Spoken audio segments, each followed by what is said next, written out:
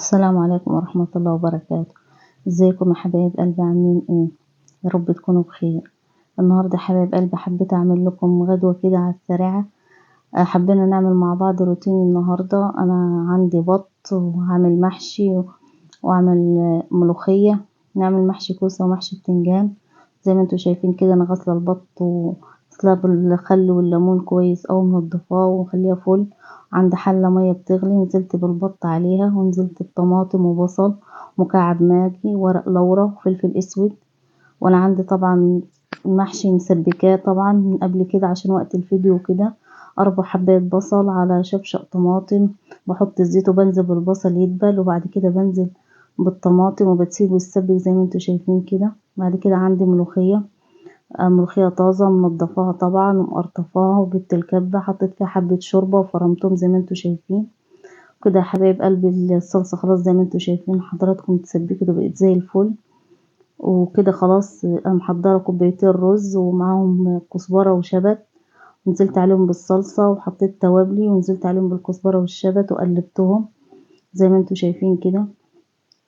وبعد كده يا حبايب قلبي هجيب الحلة اللي انا كنت عاملة فيها الصلصة، هنزل بقلب الكوسة زي ما انتوا شايفين كده. وبعد كده بنزل ببصلاية وطماطمية متقطعين. وبعد كده بحشي المحشي كده. بحشي كده اول حاجة الكوسة قدامكم، بعد كده بحشي واحدة من البتنجان.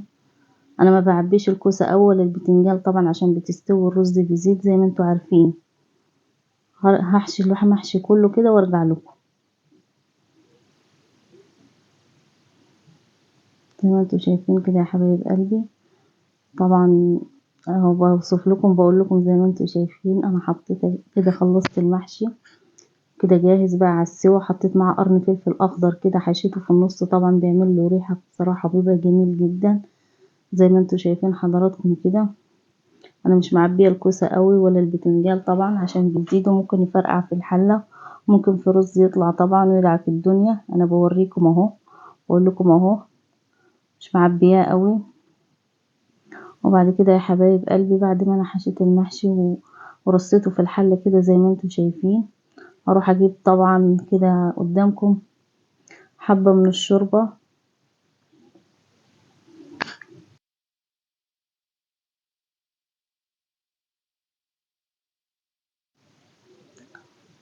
حطيت ملح طبعا في الشوربة عشان مكنتش حاطة في اولها. اجيب حبة بقى هدوب الملح كويس مع بعض كده مع الشوربة.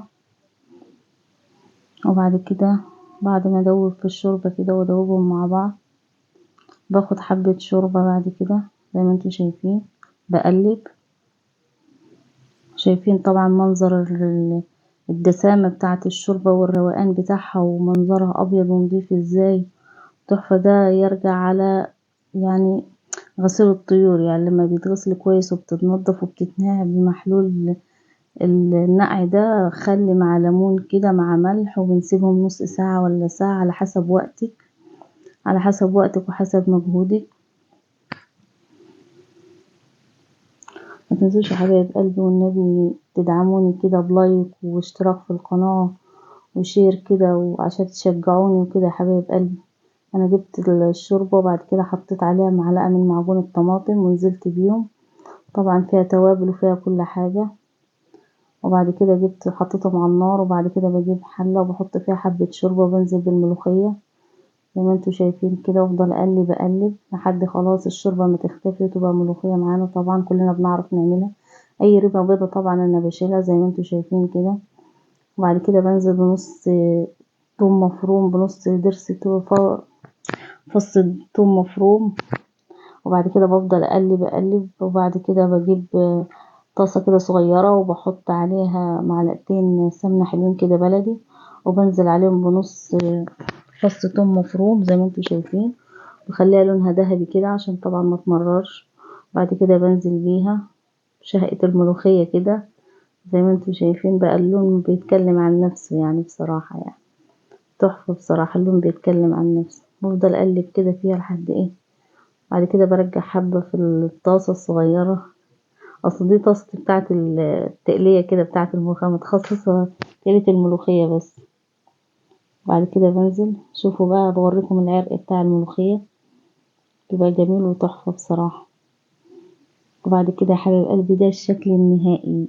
يعني بصراحة منظر بيتكلم عن نفسه، بصراحة اقسم بالله العظيم الريحة كانت قلب الدنيا. بقول لكم جوزي جه قال ايه ده انت عاملة محشي النهاردة، عاملة محشي وملوخية النهاردة؟ قلت له اه. انت عرفت من فين؟ قال لي اه انا شاممها من على السلم والله. فبصراحة يعني وبألف هنا وشفا على قلبكم يا حبايب قلبي. وده الشكل النهائي. ما تنسوش تصلوا على الرسول كده عليه الصلاة والسلام، وتكتبوا لي تعليق حلو كده، كومنت زيكم حلو واعجاب يا حبايب قلبي، وتشاركوني في الصفحة كده، وشوفوا وشكم على خير.